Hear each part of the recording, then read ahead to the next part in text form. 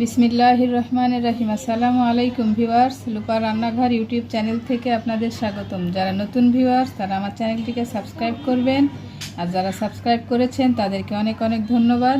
আমার ভিডিওটা ভালো লাগলে একটা লাইক দিবেন, কমেন্টস করবেন, আর পাশে থাকা বেল আইকনটি চাপতে ভুলবেন না। বন্ধুরা, আমি আজকে সুজি আর শুকনা চাউলের গুঁড়া দিয়ে তেলের পিঠা তৈরি করব। তাহলে চলুন রেসিপিটা দেখে নিই। তো বন্ধুরা, আমি একটা পিঠা ভেঙে দেখাচ্ছি পিঠার ভিতরটা কেমন হয়েছে। পিঠাগুলো খেতে অনেক মজা, বিকালের নাস্তা হিসাবেও খেতে পারেন।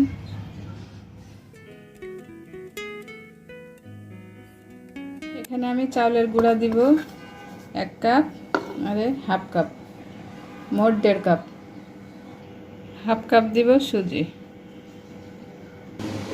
দিয়ে দিব একটুখানি লবণ টেস্টটা ভালো আসার জন্য।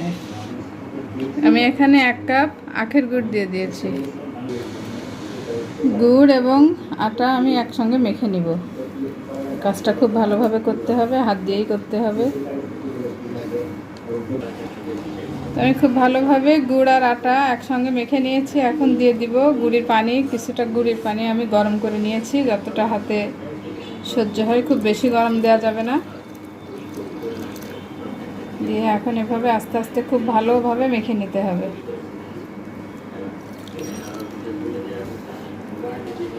তো যে এভাবে আমি স্মুথলি মেখে নিয়েছি। এখন এটাকে 10 মিনিটের জন্য রেস্টে রাখবো।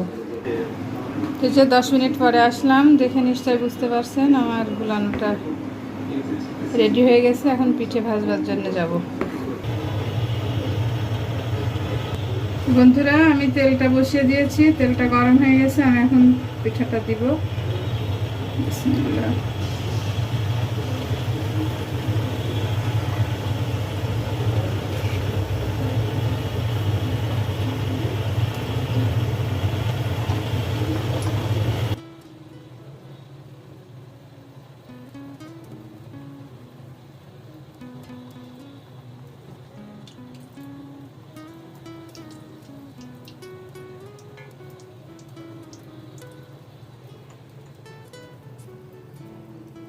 দেখে নিশ্চয় বুঝতে পারছেন আমার পিঠাটা অনেক সুন্দর হয়েছে,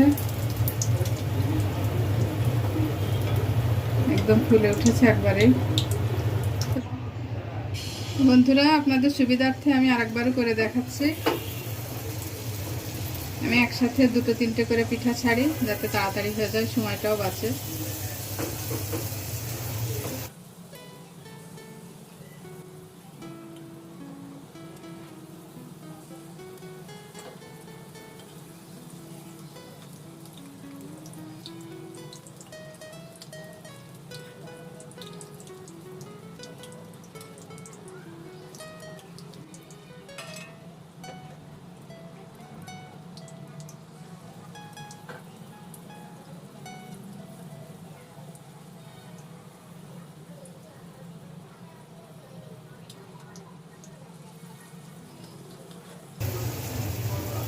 তো এভাবে করে আমি সবগুলো করে নিব। তো বন্ধুরা, আমার পিঠাটা তৈরি হয়ে গেছে, আমি সার্ভ করে দিয়েছি। তো এরকম মজার মজার রেসিপি পেতে আমার চ্যানেলটিকে সাবস্ক্রাইব করবেন, আমার পাশে থাকবেন। সবাই ভালো থাকবেন, আমার জন্য দোয়া করবেন। আল্লাহ হাফেজ।